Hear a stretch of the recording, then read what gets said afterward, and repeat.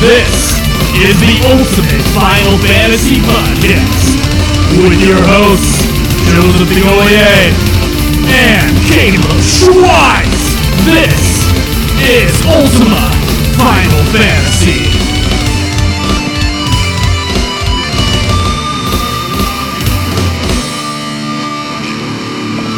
Welcome to another episode of Ultima Final Fantasy, the ultimate Final Fantasy podcast. I am your host, Caleb. And I am your other host, Joe. And today we will be having a very special guest on the episode. Yes. We're going to be interviewing Daniel Burke. He is one of the foremost members of the Be a Cause project, a years-long retranslation of Final Fantasy VII in its original form.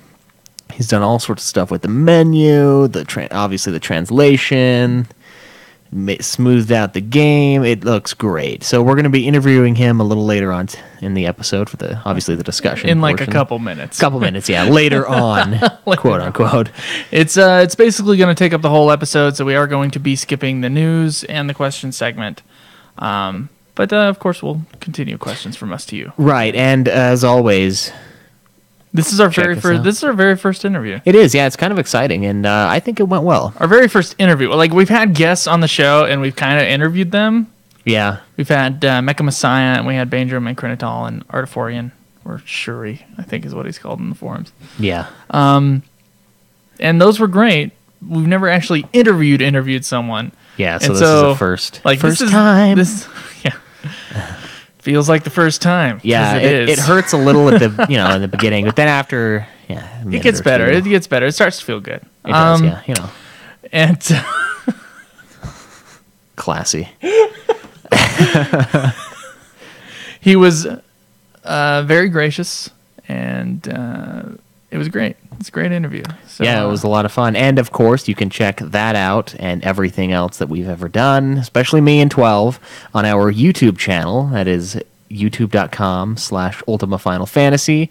You can follow us on Twitter at UFF Podcast, like our page on Facebook, facebook.com/Ultima Final Fantasy, and donate some money to us on Patreon. Yeah, we have a new patron named Mike. We do. Yeah, thank you, Mike. Who gave us $1.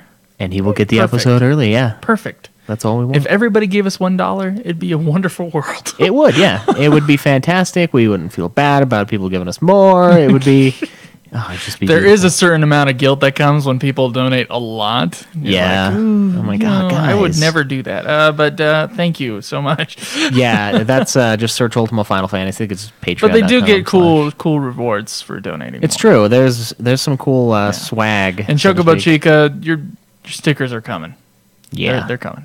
They're coming. But there's also the Twitch, which we had that recent contest on for the gift card to get 2 months of Final Fantasy XIV. Now, the guy who won it was I think it was Dr. Roxo. He didn't actually want the gift card. Okay.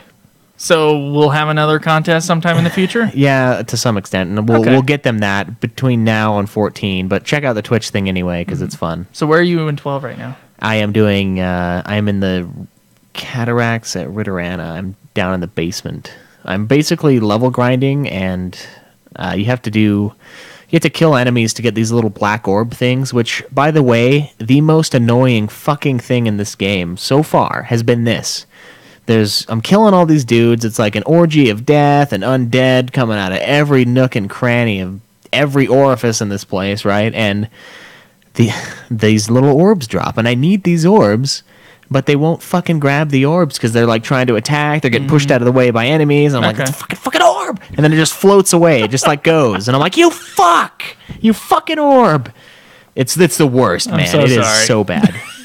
But yeah, so you have to get about 100 of those, something like that, to unlock all of the levels. But I've already done that, so it's not too bad now. But when you go down there, oh man, it is sick. Like, when you go down, it's just... When you go, yeah, it's nasty. It's unclean. It's this dirty little area down there, and it really is, though, in the game. But you go down, and the first floor, it seems cool. There's nothing. And then suddenly it's like, the Flight of the Valkyries tunes in, and then, like, frogs, yeah. These just frogs come endlessly. It's like... And it's brutal. So it's a great place to level up, and the Ixion hunt is down there as well. So I took Ixion out, and I think I have about, I want to say 3 or 4 hunts left in the game. So I've been doing a lot of that, and this area is fantastic for grinding. Which, of course, not as, well, more fantastic, but less... less fantastic. I'd say it's more fantastic. It's more I'm getting efficient than yours. Yes. Yeah, well, let's talk about your... But less level. fantastic. Yeah, you could do anything while yours is going. Okay, well, for some of you guys who've been listening for a while, or perhaps just listen to our review episodes... Yeah. Come on. You guys out there. There was something in Final Fantasy IV Complete Edition that I did, and it had to do with killing a monster that was continuously summoned, but never attacking the monster that was summoning it, and having that on auto, which you can do in the Complete Edition of Final Fantasy IV. For the PSP, of course. You can repeat all what you recently did with your battle. Right, it's memory, cursor on memory, and then auto battle, a.k.a. bullshit. But... There's something very similar in Final Fantasy XII in the Shrine of Miriam? Still Shrine of Miriam, Still yes. Shrine of Miriam. And I got all the way to Arcadia in my game, and then I decided to do some leveling up, and so I went back to the Still Shrine of Miriam, and actually right now, I am playing the game. Like, there's another me... Some alternate universe Joe is hating life right now. Continuously grinding in the Still Shrine of Miriam over and over and over and... Right, so what you have to do is you have to clear all the enemies in a certain area. Yeah, to get the rare game. And about half an hour in, you have to wait 30 minutes after killing everything, and then you go back into this area and he spawns, and you set your gambits to attack an enemy less than 1,000 HP, and you've got a bunch of decoy things. Less than 8,000. Is it 8,000? You're gonna get him killed. Yeah, less than 1,000, just brutal. But yeah, and then they just attack the little zombies that the guy summons. Yeah. And it does that all day. So it's I got double XP on my dudes, and then on my secondary party I have double LP on. And yeah, things are going quite well. Yeah, he doesn't have to play almost filled out the license board overnight. Yep, So. It's pretty sick. And I'm sure we'll talk about this a lot on the Final Fantasy XII review episode. Perhaps this will make 12 a little better in your eyes. Perhaps. It might be... A little less brutal, at least. It might be less brutal. Oh, it's definitely less brutal right now, I'll tell you that. Yeah. What was it, like 20, 30 levels you've got? I think it's 30 almost. 30 overnight, yeah. Something like that. So about 12 hours. Like 12 or so hours of 12 for 30 levels. Now, in my area... It's not cheating, man. I did nothing wrong. Yeah, it's cheap, but it's not cheating. It's cheap, but it's not cheating. Yes, this was an argument that we had way early on in this podcast. What was cheap versus what was cheating? That's cheap. It's really, really cheap. It's like penny horror cheap, but it's not cheating. It's not cheating. The game allows it. And 12 really allows it because there's no bullshit complete edition of 12 that just like plays the game and jerks you off at the same time. It's just this version, and it lends itself to that. Well, I got you for the jerking off. Yeah, or the controller with the insane vibrations. I'm not sure if we said this, but for everything else, you can go to ultimafinalfantasy.com. Please join our forums. Please say that. Please join our forums. Yeah, we've got a few new members recently. Not a whole lot of posts from them. They're kind of lurking, but that's cool too, I guess. It's more weird to lurk on a forum than it is on Twitch, I think. You think so? I do, because like the Twitch, I don't know, with the Twitch though, my face is up there, so it's a little weird, but with the forums, it's just like you never hear from them, and then you look, and they're always online. See, I always check more than I respond on the forum. Yeah, you're the lurker of us. I am a lurker, but that's because, I'm usually checking on my phone, and I don't really want to respond on my phone. I'd rather respond on my computer. I like the phone respond, because there's no, the quick reply on the computer. It's like the one that's right below the thing when you type it out, and then it's like... Or no, it's post reply, and you need to hit quick reply. I hate it. But, well, you ready to get to this? Yes, this interview with Daniel Burke, which we actually recorded last week after some scheduling conflicts. Mm-hmm. So we're going to play that recording. We'll talk afterwards. All right, let us do it. Was I not supposed to give away that we had recorded it before? Because you made it sound different at the beginning. No, it's fine. Okay. All right. I didn't want to. Well, I think I stepped said- on your foot halfway through that. I'm like, should we redo this? I think I said we interviewed, so I made it past tense. Where the hell is the file? It's Zoom 0088. It's right there on that monitor. So you can play it. Okay, it's going. It's during the silence part. Okay. All right, so you guys at home on Twitch or on YouTube watching this later, this might be a bit echoey. All right. And if you don't want it to be, get on Libsyn. And I can hear my own voice right now. So I'm going to turn off these microphones. We're going to let the interview play. Oh, that hurts. Hello. Hello, can you hear me? Yeah, we can hear you just fine. It's not too loud or anything? Nah, we can control your volume here. Anyway. Very good. Hopefully, I was just about to do a test in Adobe Edition and see whether or not it sounded alright, but, well, I failed miserably at that. Alright. How you doing? You ready for this? Yeah, as ready as I'll ever be. Okay, about 30 to 45 minutes. You okay with that? Yep, sounds good. Alright, well, I'm Joe. And I'm Caleb. Cool. So, two people. That's cool. Yes. So we're just going to ask you a few questions, and I'll tell you when we're going to get started here. I'm just going to give it a few seconds so I can give the noise reduction. So just try to be quiet for like 10 seconds. That's going to be difficult for me. All right. We'll go now.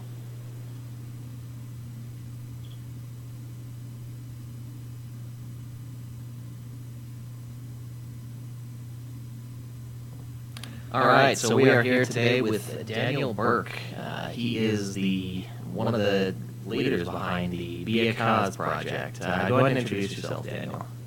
Basically I've just I joined the forum called quim.com quite a long time ago now to fix up part of the game, and pretty soon after that it became a full-blown project to retranslate the entire game.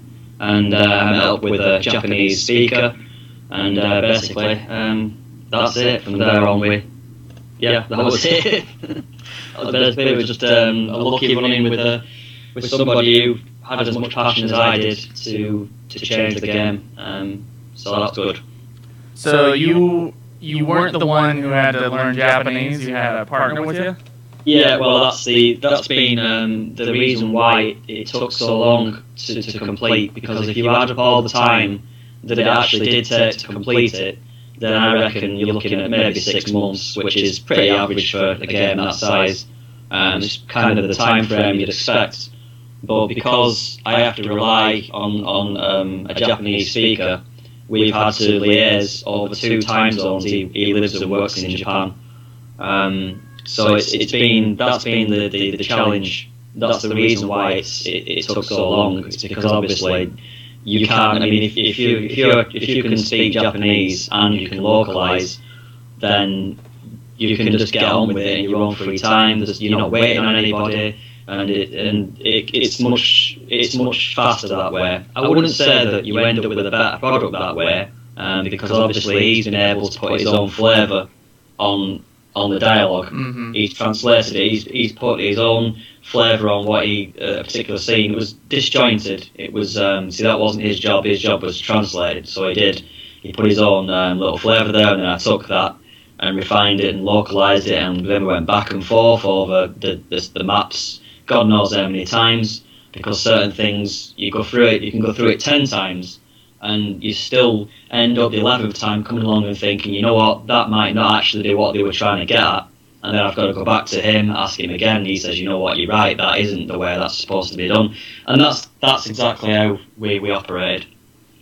All right, so what was the one thing that set it off? That, I mean, I assume I would say Be a Cause, that part of the game, but yeah, I mean, who knows?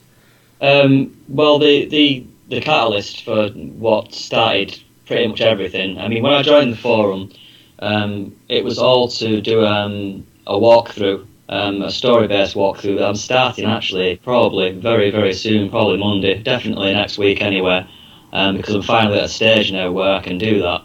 And that was all it was for. It was to do that, and when I started doing that, I realised the translation was worse than I thought. I mean, I played through Final Fantasy VII 4 times before that, PlayStation, obviously, mostly, and then I got the PC game. But I just wasn't prepared for how bad it actually was. I mean, you can go through that game 4 times and your brain fills in the gaps, but when you're specifically looking at the story and it falls apart. I mean, it really does. The more you analyse it, the worse it becomes. So then I met up with somebody who knew a little bit of assembly, and we were going to start translating. Well, the idea was that I was just going to quickly fix up a few of the bigger issues, like, this guy is sick and, all that nonsense. So that was the idea behind it. Well, PC had already fixed that, actually. The PC version actually fixed that line, and fixed a few of the other ones, but it left, the vast majority was exactly the same. So I got the guy who knew a little bit of assembly, and we started to increase the width of the battle menu so that we could fit in, for example, Thundara, Thundaga, which didn't fit. And that's how it all started. It started and then, of course, it became a project to fix the menu, because the menu was also broken. And before I knew it, that's it. I was locked into a battle with Final Fantasy VII, a battle that I've recently been winning, but it's been he's been beating me for the last few years. When were you first introduced to Final Fantasy, or Final Fantasy VII in particular? Almost immediately when it came out, which was it was December 1997. It would have been, because we got the game later than you guys did. I'm assuming you're American. Yes. Yeah. You sound American.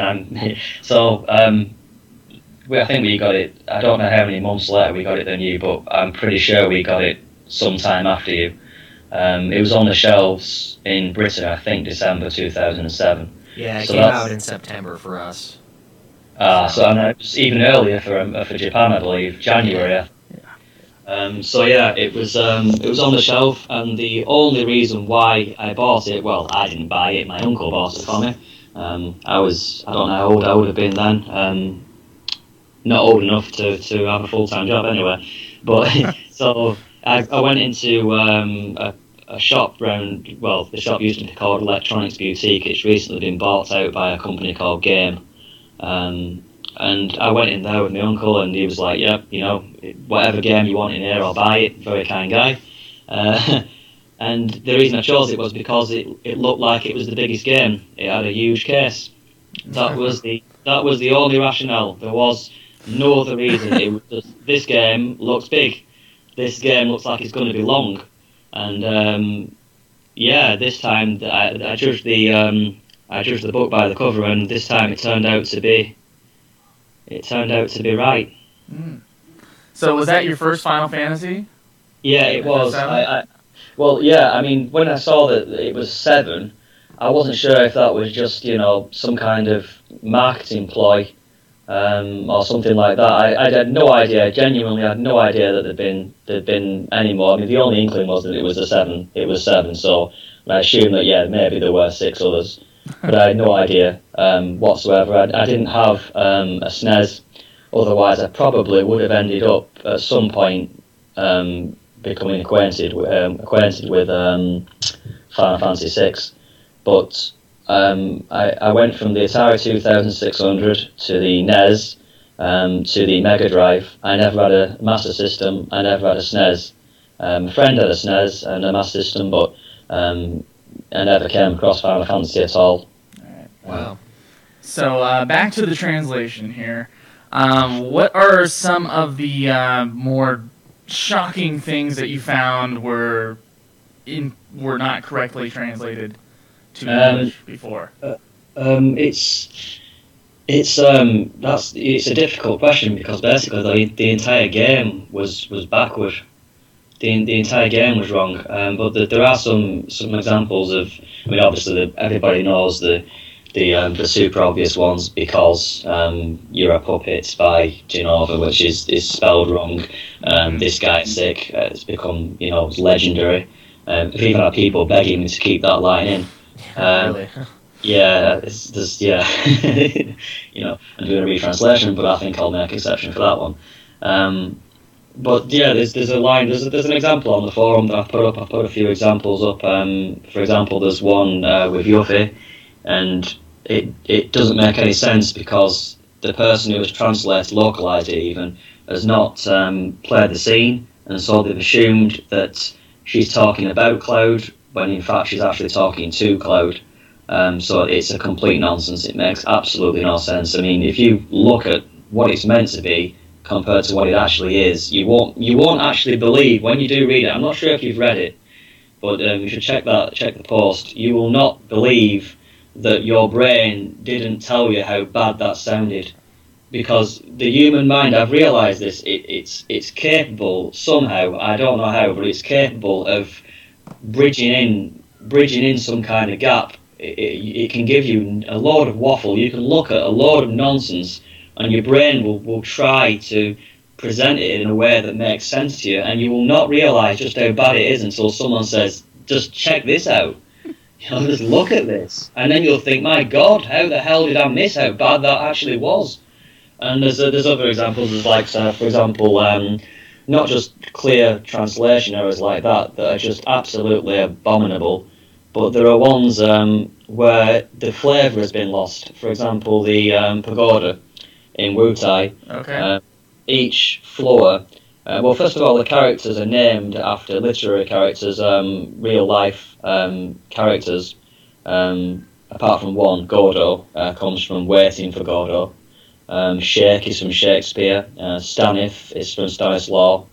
What's the other one? Well, they're all named after real people. Mm-hmm. But I think the writers have tried to be a bit clever there as well, because they've made Shake the little kid.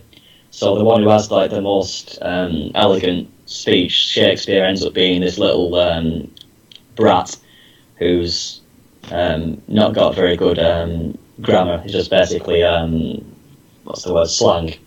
But the higher up the pagoda you go, the more refined the speech pattern becomes, until the only way you can really approximate it is by using Old English, or at least modern English. So each character on the pagoda has a way of speaking in a Japanese game, from Shake being the slangy little kid to Stanif and the other one who speak. So we've localised that. The point I'm getting at is the original localisation just treated each one of those characters as a generic speech pattern. There's no difference. Instead really of it getting more and more formal as you went up, I assume. Yeah, more refined and more. I mean, it misses completely the whole point of all the characters apart from Shake, which they kind of made into a little brat in the original as well. Right. The rest of them are just a generic speech, and that's such a shame, because it's something like that completely misses the nuance of the original scene. I don't remember, anything like that. I just remember going up that thing and kicking everybody's ass. But and there are other things that we've had to change as well. For example, there are times when the script itself has to be reprogrammed because the translation won't work without slight tweaks. Now, I've tried to minimise that as much as possible. It's only a few maps that I've had to tweak like that. But every so often, I mean, for example, one of the ones is the gym, the gym in Wall Market. There's a part in there where the original scene doesn't make any sense whatsoever. I mean, you just will not get it.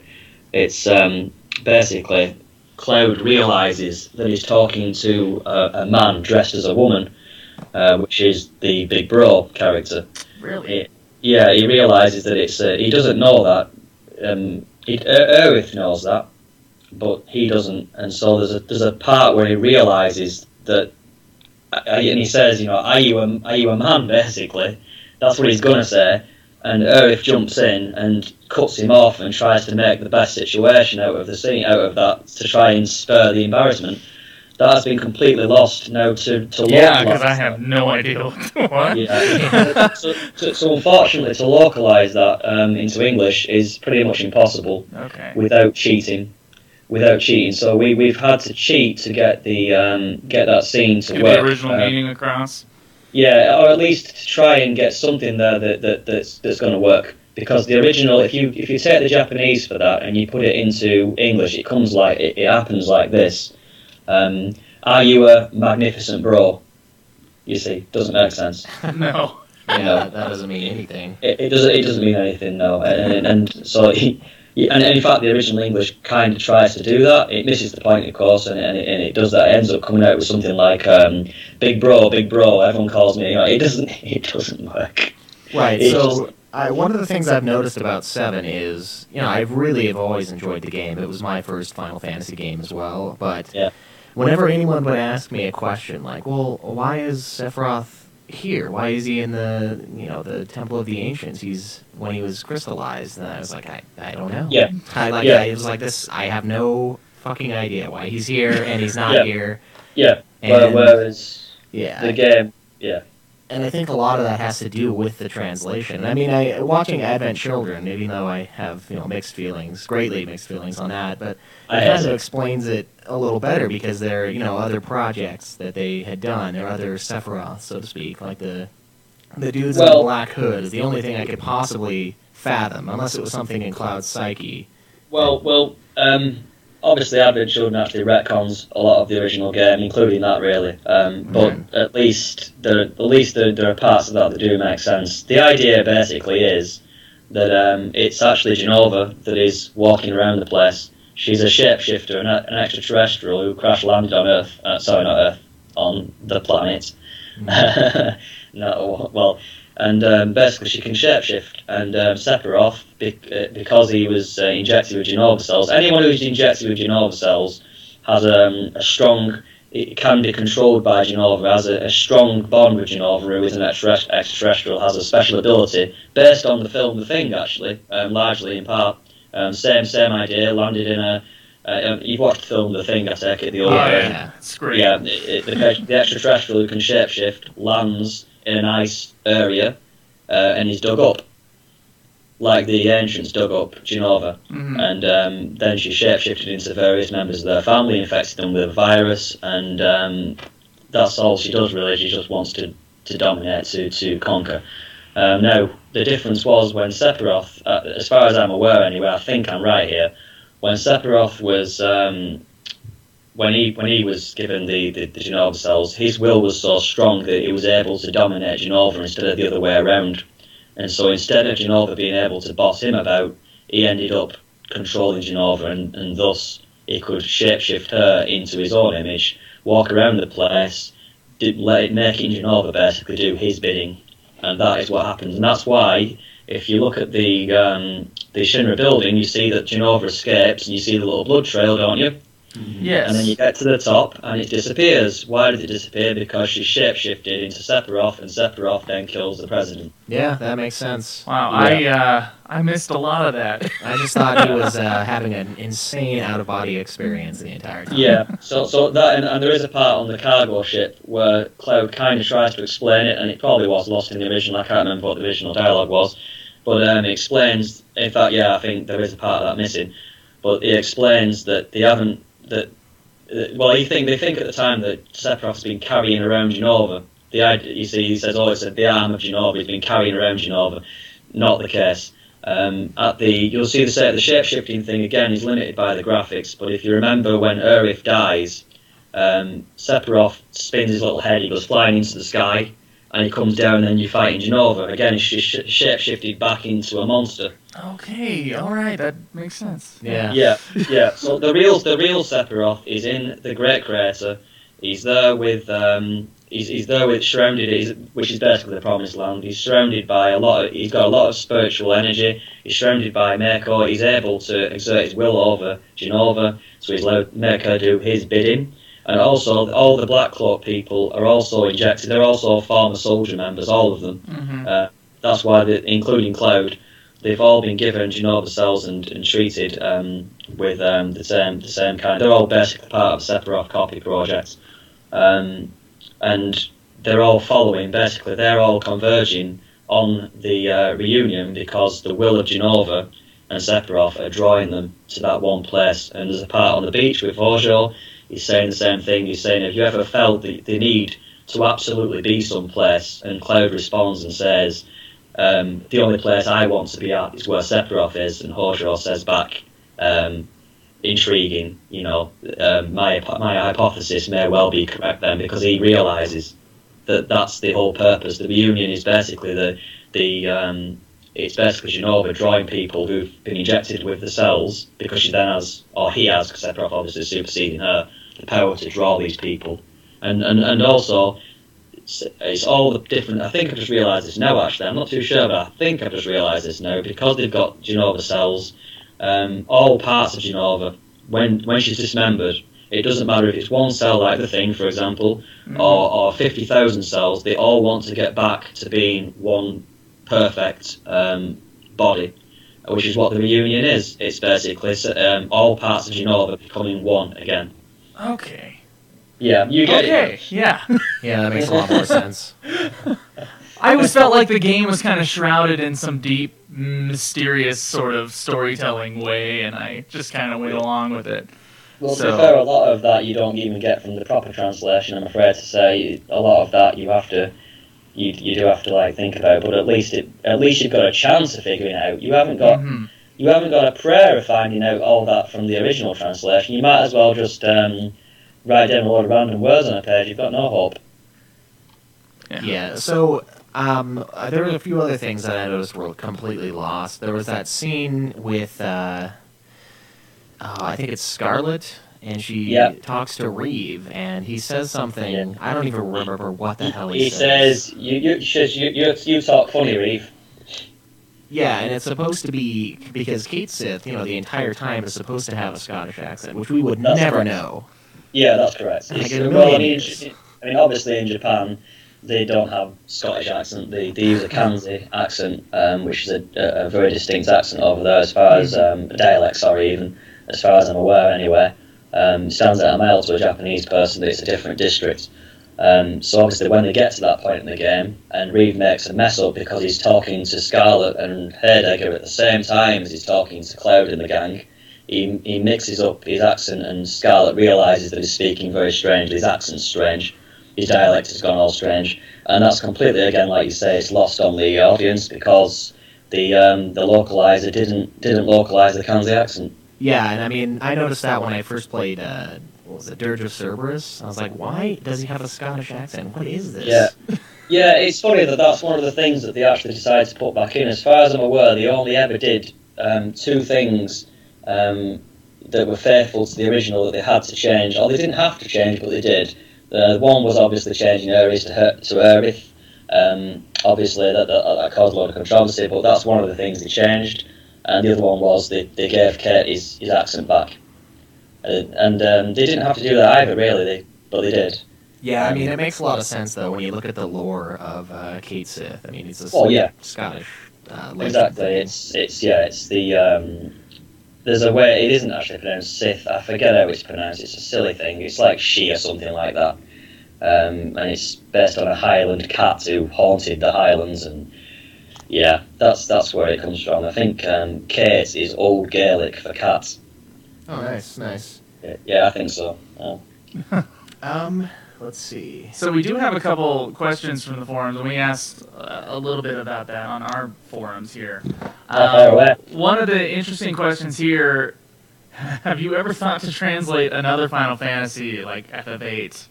I've been asked this. I was asked this by Eurogamer as well.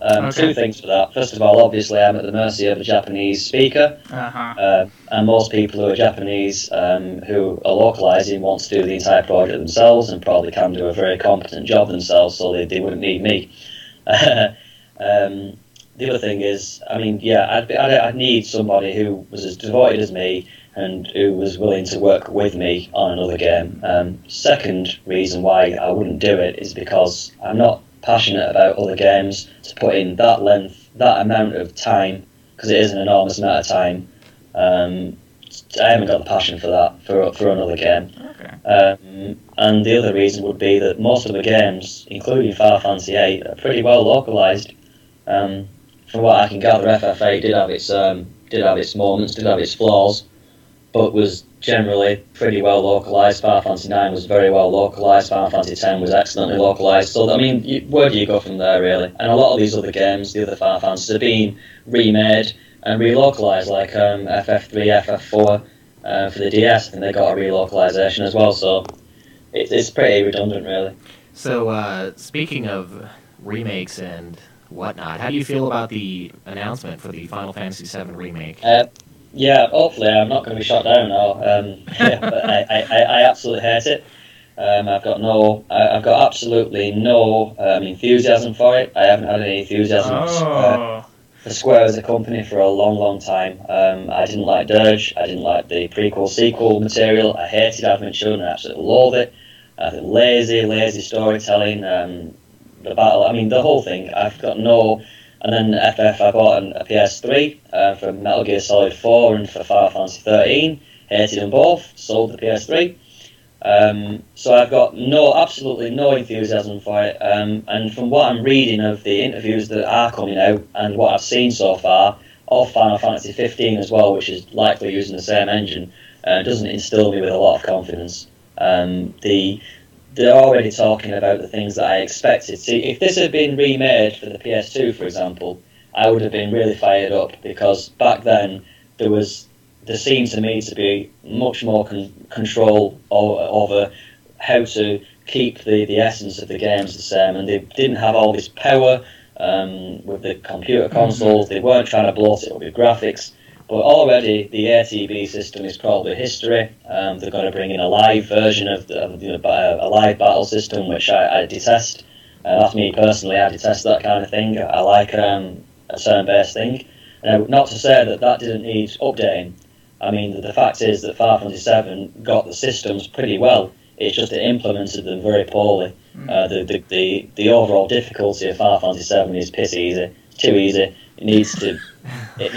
I thought it was well balanced, personally. The final boss should be a pain in the ass, I think. And he wasn't. Well, I mean, the whole thing, you're not using your brain with Final Fantasy VII right from the off. I mean, in terms of in gameplay, because you see, you end up doing what a lot of turn-based games fall into, and even real-time ones, is that you just hack and slash. You can just keep pressing attack. Keep pressing attack. In fact, there's a part the Midgard Soma where you can just basically leave your console on all night with the circle button pressed down. Mm-hmm. I mean, you should never be able to get away with doing something like that. It should be the case that certain, say, weapons are weak against mechanical enemies, which I'm trying to actually do with a separate mod to update the difficulty. That you've got to really think about what to buy at shops instead of just being bundled with millions of guilds to just do as you please. You see, the actual system in place is really well made. The materia system is inspired. It's lovely. It's just that it's just not been tweaked. It's not been tested enough to really make you use the best of the tools that they had there at their disposal. Right. That's where it fell down. The only way I disagree with that is if you're trying to go through the game very quickly. That's when you really got to be like, okay, I need to get enemy skills, I need to have shrine to tear this guy apart. But I mean, if you're playing it at a standard pace where you're just figuring stuff out, figuring out where to go, it's a cakewalk. I mean, I rocked most of it when I was young. See, that's what people have had to resort to doing though, like they do in every game. They've got to set themselves new tasks because the game was easy. If the game was harder, then, well, they'd still do it because people like doing that, and do that in every single game. They make little challenges for themselves. Final Fantasy IX came with its own little challenge, didn't it, of having to get the Excalibur 2 sword. So yeah, I mean, I understand that, but as out of the box goes, it's pretty easy. I mean, for a start off, I mean, the very first thing that happens in Final Fantasy VII is, one of the first things is you have the timer to get out of the reactor. I don't know anyone who's died doing that. I've changed the timer in a separate mod to 5 minutes, and that makes it a bit more challenging. 10 minutes is just a cakewalk. It was designed that way. I understand it from a financial point of view. If you make a game too hard, like for example Bayou fucking Billy for the NES, I've heard things. Yeah, it can. I had that game for the NES, and let me tell you, it's so awful. I mean, you end up just packing it away. So you can go too far. If you go too far and you get the balance completely wrong and you make the game too hard, that's going back to the shop. That's going to hurt sales. So I understand them erring on the side of being too easy. Apart from the weapons, I like those. They were good. So what do you think is the caused the downfall of Square Enix? Do you think it was technology? I mean, we tend to think that the popularity of Square Enix probably slipped with Hironobu Sakaguchi leaving. Yeah, that seems to obviously be a big thing. But then I get told by people that his control over certain projects wasn't as great as what you'd expect. But I have to say, he must have been doing something. I mean, he must have been, because I mean, I don't blame it all on that. I think that I think it's a whole contribution of things. If I remember rightly, Sakaguchi was basically forced out because of disastrous spirits within, which is.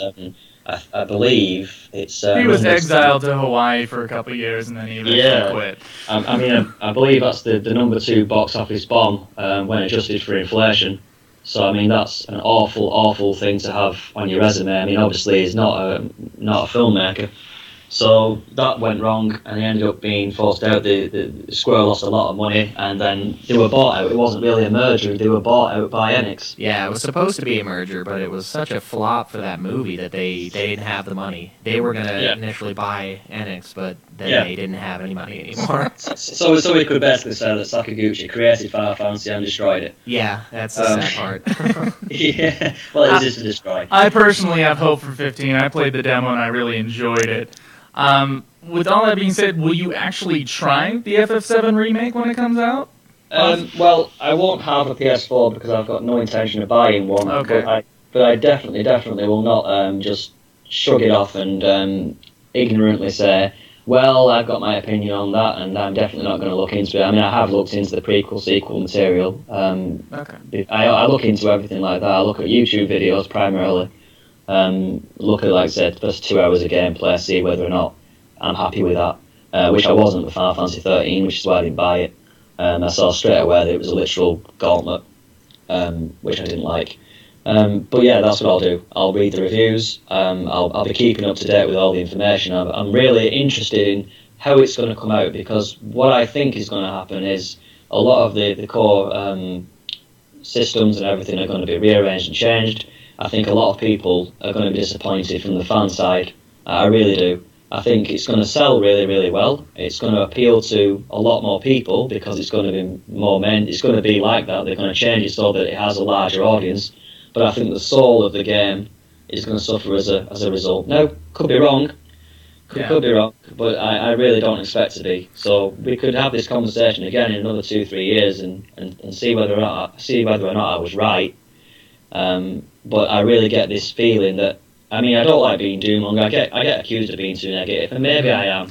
We got so much shit on our Final Fantasy VII Remake episode like 2 weeks ago that we were like, I'm not sure about it, whatever, and everybody else was super optimistic about it, and we've just gotten so, not so much hate for it, but a lot of I'm disappointed in you guys, kind of a thing, and I'm like, it's gonna change a lot, and maybe you don't want it to change so much. Yeah. No, well, the thing is, I mean, a lot of people, which I disagree with. This is the type of people I do disagree with. Is the people who wanted the game to be a 1-to-1 copy. Now, what I wanted it to be was roughly a 1-to-1, but changed in all the areas that needed, in my opinion, changing. For example, the gameplay balance we've already discussed. Mm-hmm. That needed changing. I wanted obviously, I didn't want it to be a full 3D game. I wanted it to be a pre-rendered thing, which a lot of people disagree with. Obviously, 720p graphics or something like that. I wanted it to be updated graphics. Everybody wants that. I wanted the music to come with an option of orchestral pieces, but keep the original as well. I wanted an option to disable voice acting. I don't even think that needs to be even done. Right. I wanted the original translation to be intact. But I wanted a lot more mini games at the Gold Saucer. I wanted all those redoing, and I wanted them to that should have been the focal point of making the game even better. You could add far more stuff to the Gold Saucer. Really spend some time there. So I mean, the systems, I wanted that to be in place, but I wanted it to be tweaked and updated so that not just I mean, material placement as well. I wanted all that to be re-looked at and changed, made so that the system was being utilised better. So I did not take this. I mean, I did not want it to be, the same old copy with all the same flaws, just with better graphics. I wanted better graphics, but tweaked so that all these little niggles and problems were ironed out. Instead, disappointment on my side, what I can already tell is going on is that it is going to be a completely different game. Yeah, they're going to revamp it. Yeah. There's a lot of people on the forums that have mentioned that they would love it if they kept the old ATB system, and I'm like, I can't even fathom that in a modern game. I mean, I love it personally. I think it's fantastic. No, they'll never do it. Yeah, if anything, it's going to be... my fear is that it's going to be 15. Yeah, it is. They use 12 or the 13. same engine, I believe, as well. Makes sense, I suppose. So that's good. If the thing is, and this has been mentioned a few times as well, when this remake, all this talk of remake for the last God knows how many years has gone on, it's all been from the fan perspective, which is the people who originally got the game where it got. It became a big fan thing. And the idea was that they were going to do this remake, and it was going to be for the fans. And I never subscribed to that in the last 5-10 years, because I knew that I thought if at the time, if a remake was being made, that it wasn't going to do that. That it was going to look at it from a realistic point of view, and finance would be the overriding factor. And of course, that's exactly what's happening. It is being remade, not for the fans. I think that's what people really need to get out of their heads. This is not being done for the fans. This is being done for purely or mostly a financial venture. Because it's a company like that. And the original game did have a lot of obviously money was involved in it mostly, but it got a balance between art and money. And I don't think this is like. I think this is shifted clearly onto the we're making this because we want to make some profit. Okay. So just to be clear, how do people get a hold of your mod for FF7, or how do they utilize that? Can they use the Steam version of 7? Yeah, and I'm redoing the menu. I've cancelled I had another project where I redid the font, redid everything. The whole menu was completely redone, and then realised at the end of all that nonsense that it didn't fit with the style of the game. That seems to be a lot of the problems with the mods that I made. They make a mistake of doing that, and I made that mistake as well. That you can redo, you can change that engine as much as you want, but at the end of the day, unless you're redoing all of the backgrounds, redoing the entire lot, I mean from scratch, and even the engine would probably need redoing, you're still at the mercy of different parts. You can't just plonk a good-looking menu in the middle of that. In the middle of that game, yeah.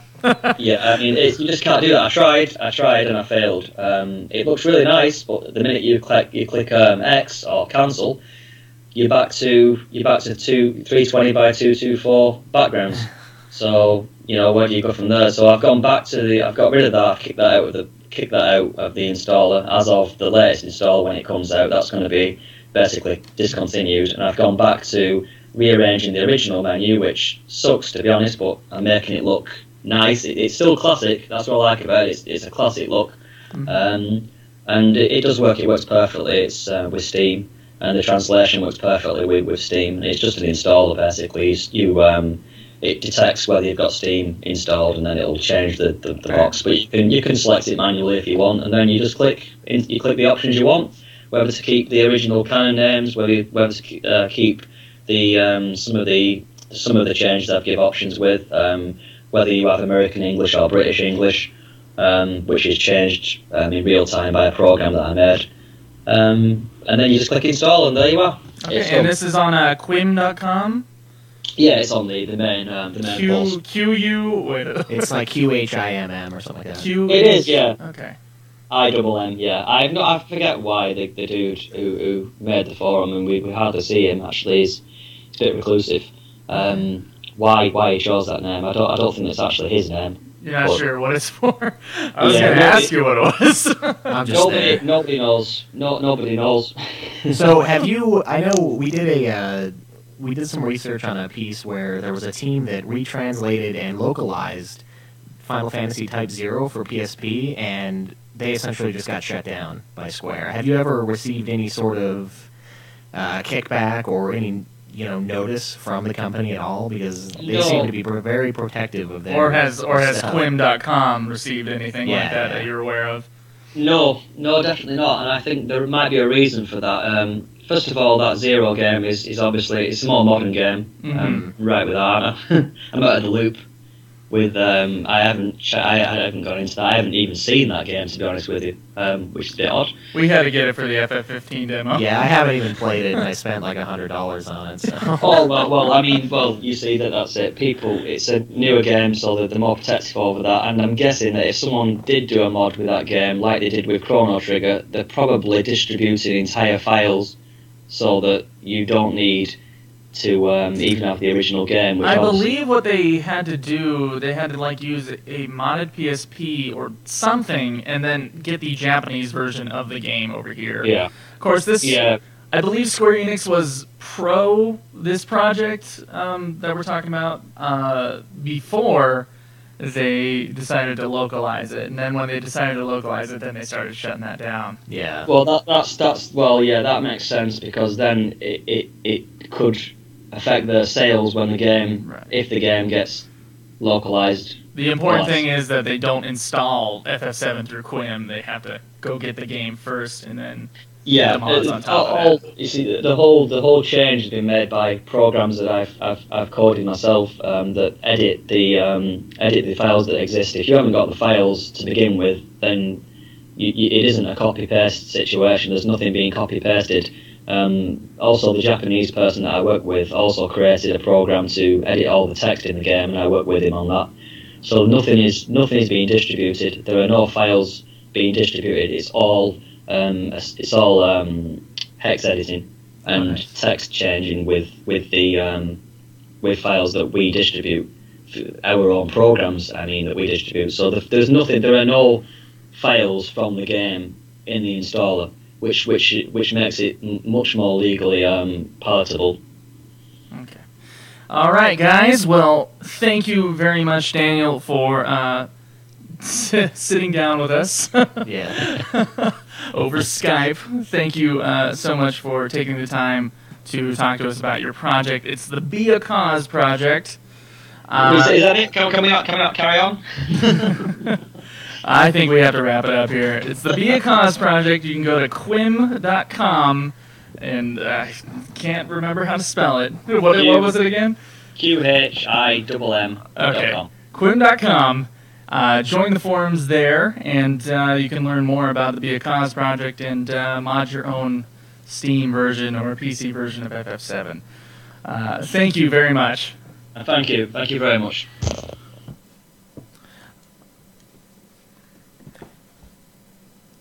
Well, I thought that went pretty well.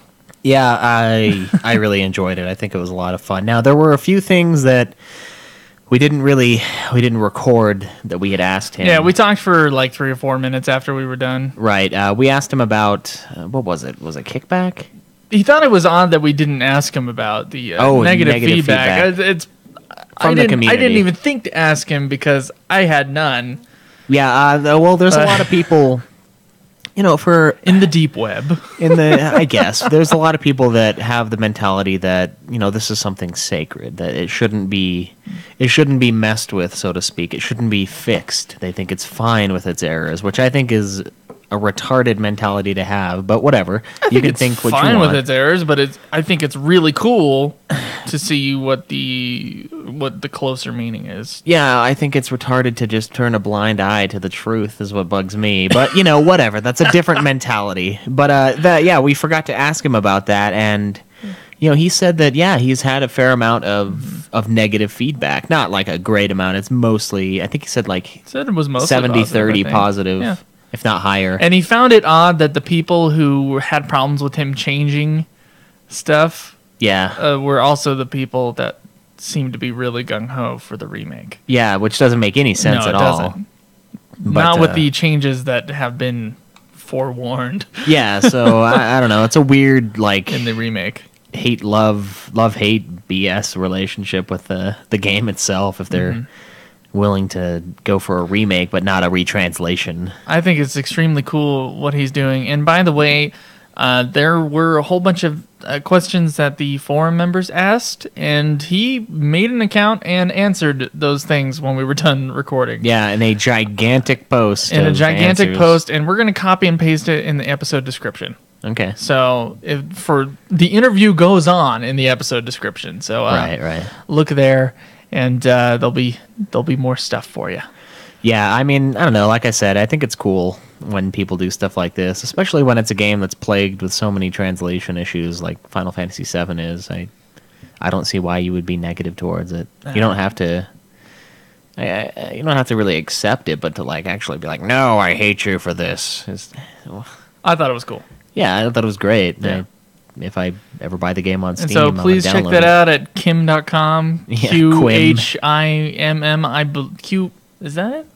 QHIMM. Yeah, I it don't know. is. I said it like a few minutes ago. Yeah, we just barely said it. Check it out. There's actually a whole bunch of Quote. other mods there.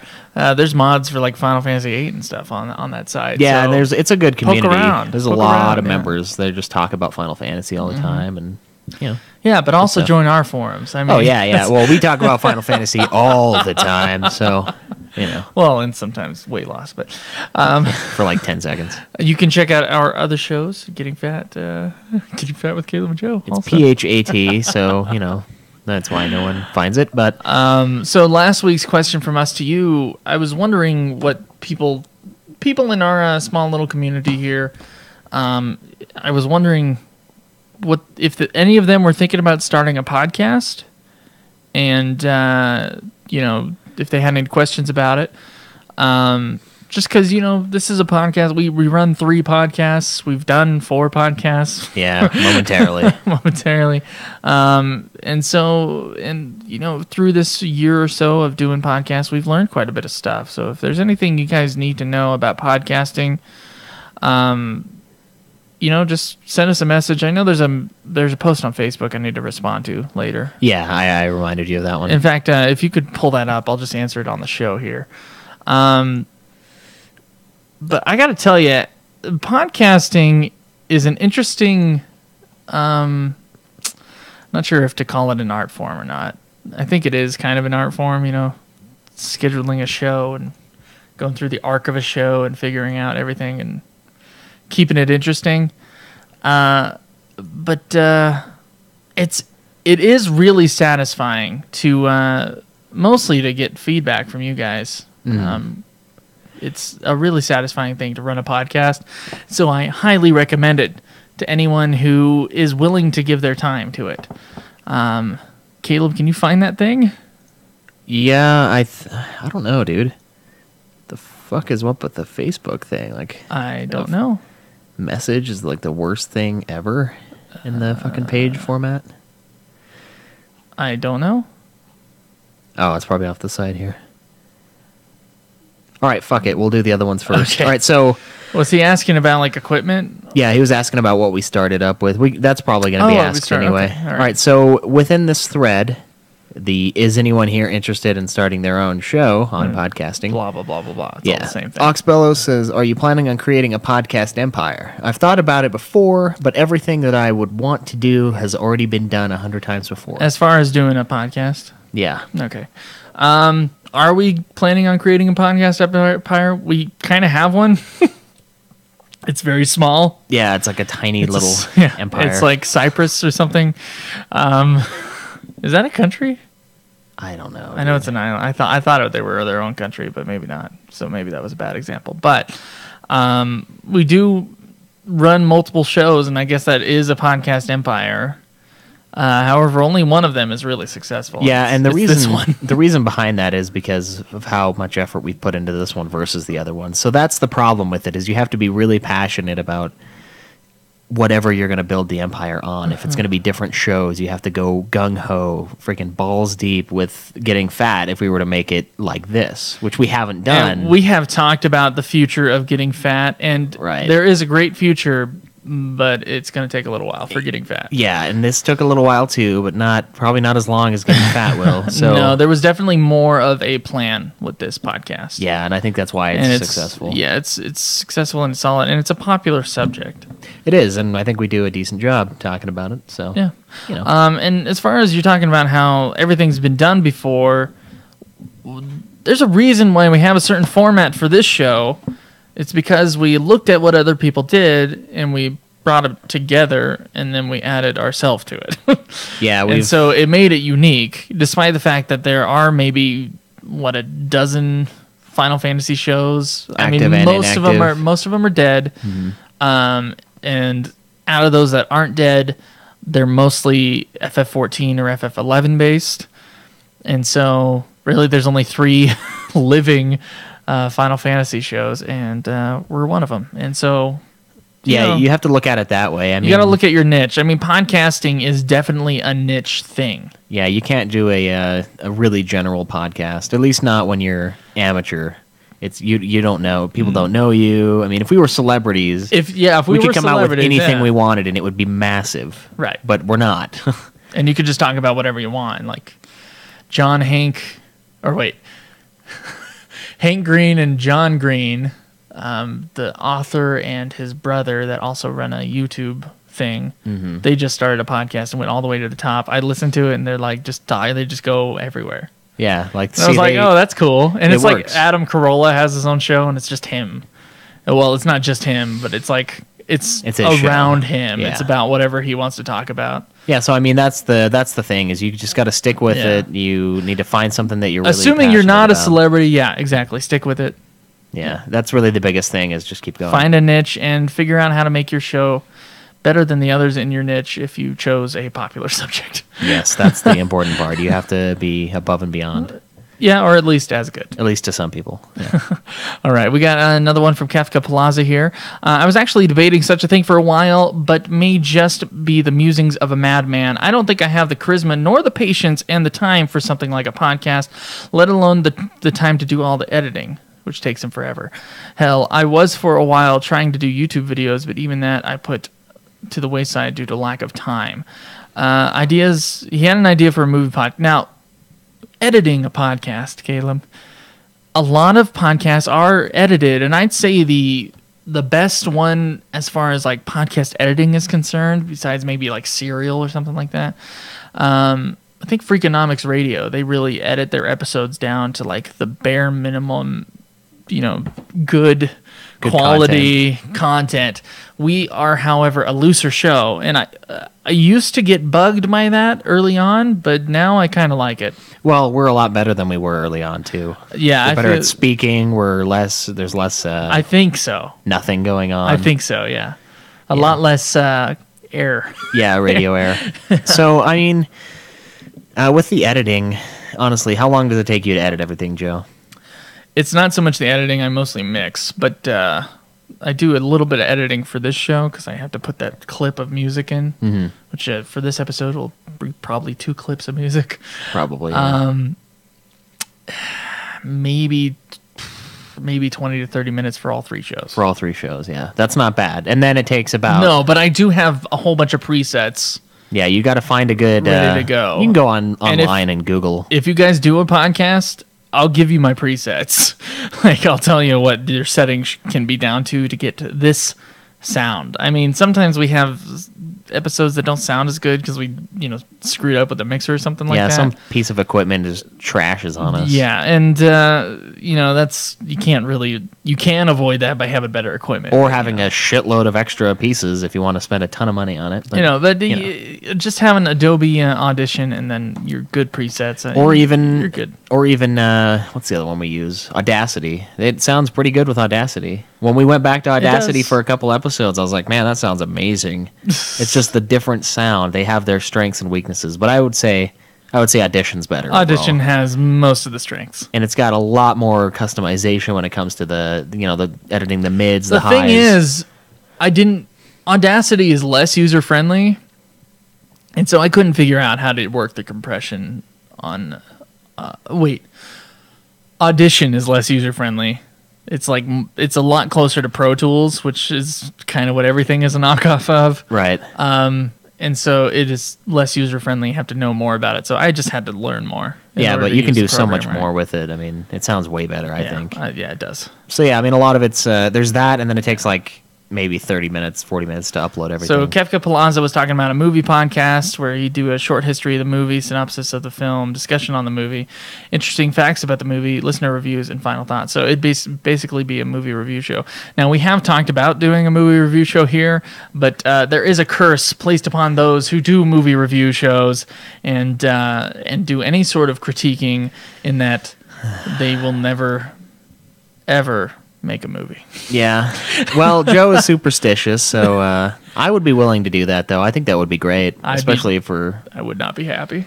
Yeah, if I did it? Yeah. Why? Because it's just not fair. Because you wouldn't be part of it, even though you love movies. If you want to hear our movie podcast, it's Getting Fat with Caleb and Joe. We talk about losing weight, and then we talk about movies for 20 minutes. So pretty much, yeah. Yeah. If you want our movie podcast, you can do that. Also, with movie podcasts, there is a lot of competition. Yeah, it's hard to... Everybody wants to be a movie critic.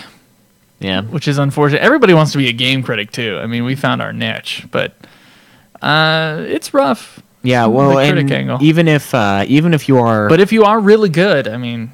You'll be up there. What I would say is, even if you're planning on doing what we will most likely end up doing near the end, where we, what I'm hoping we do anyways, where we just turn into RPGs, you have to start... We just turn into them? Yeah, we just form into, like, 8-bit battles, and, yeah, we go to work and, like, 8 hours of just grind. But no, if you do that, start out with a series. Start out somewhere, so that by the time you go really broad... to just pure RPGs, you have a good base. And that way you're not just going to get destroyed by every other RPG Maybe. podcast. I actually had this conversation with Caleb Craig, who really...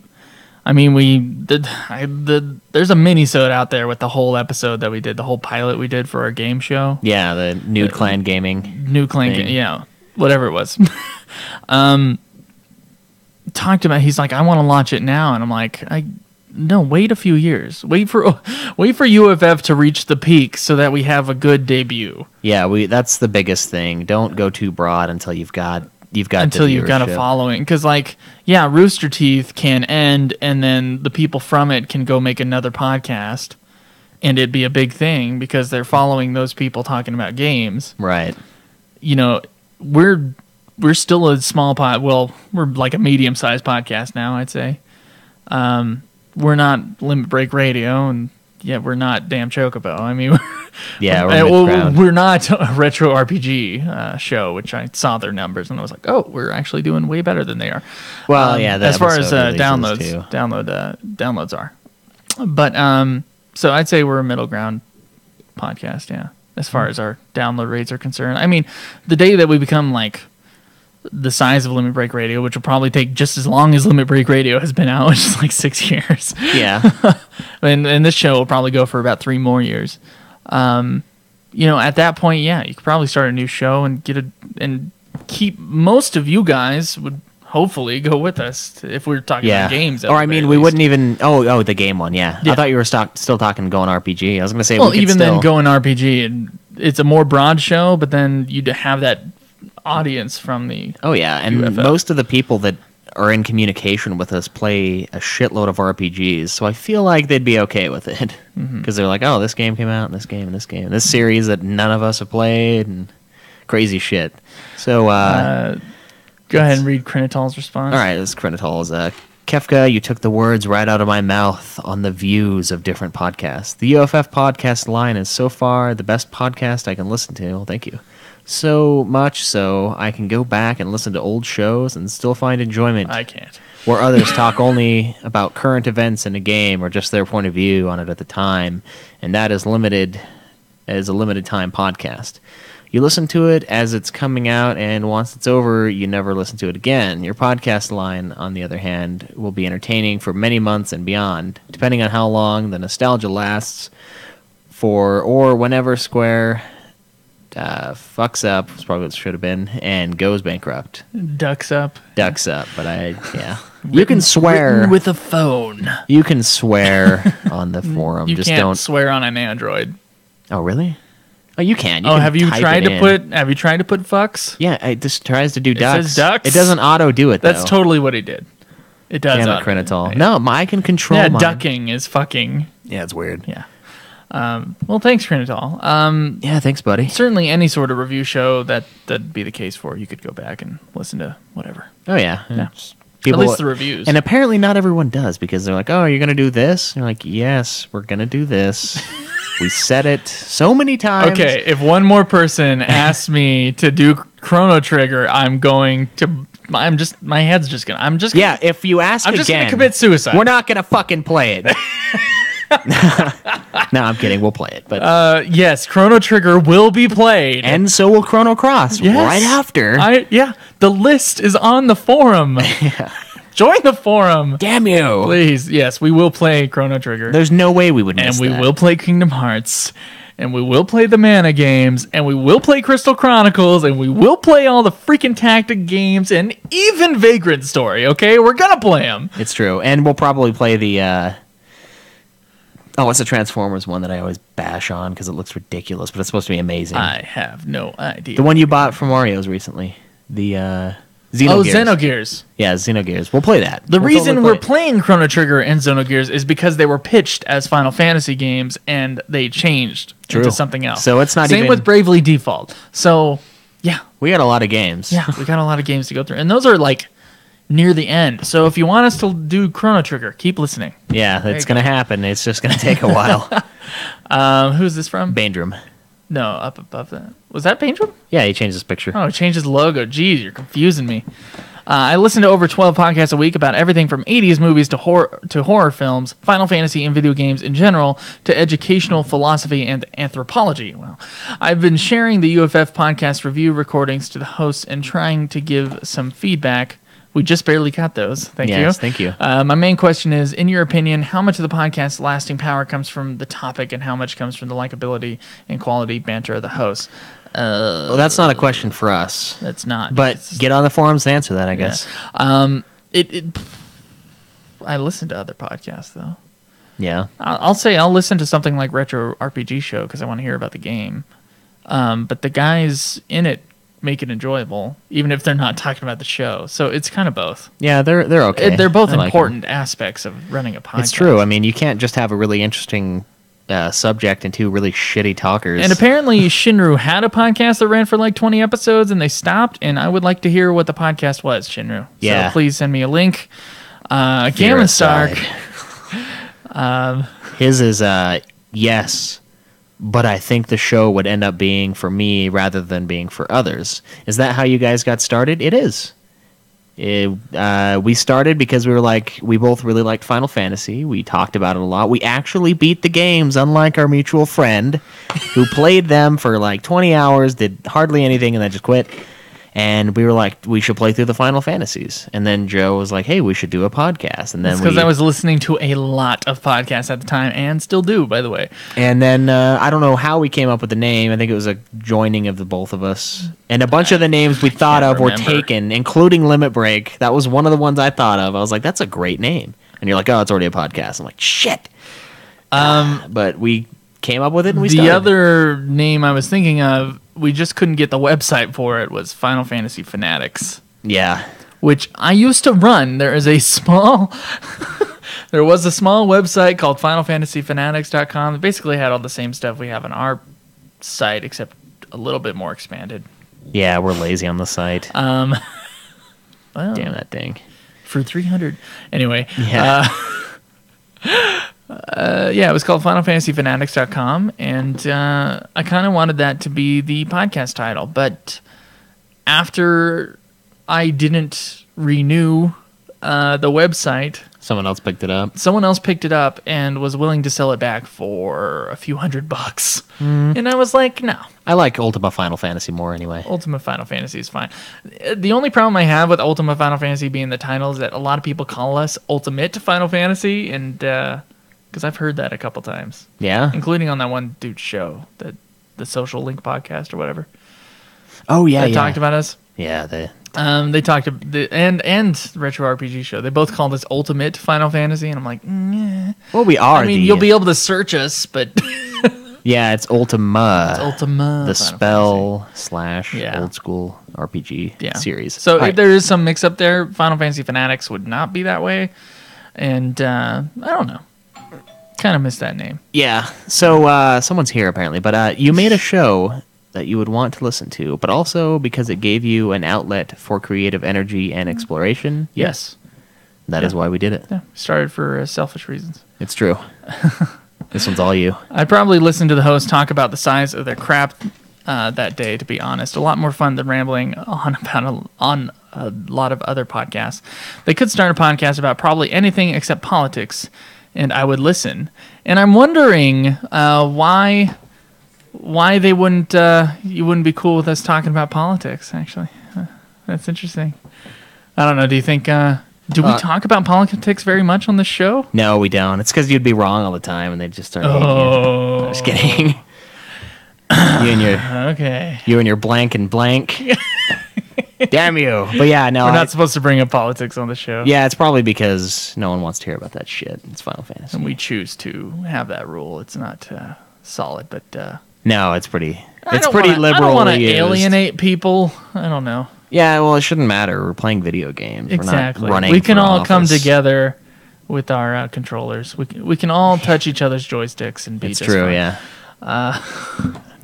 All right, so what's this week's question? Oh, hold on a second. Oh, as far as equipment is concerned, we got a Behringer mixer, and we got the SM58 microphones here, and then just basically microphone stands, pop filters, and we have it all going into a recorder called the Zoom H1, although the H4n is probably a better option.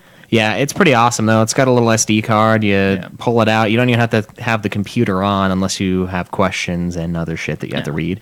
Now, we started with karaoke mics that we bought at Best Buy. Yes. For like $20, and then a thing called the Roland TriCapture. However, the Roland TriCapture is just as expensive as the analog mixer, so you might as well just get the analog mixer.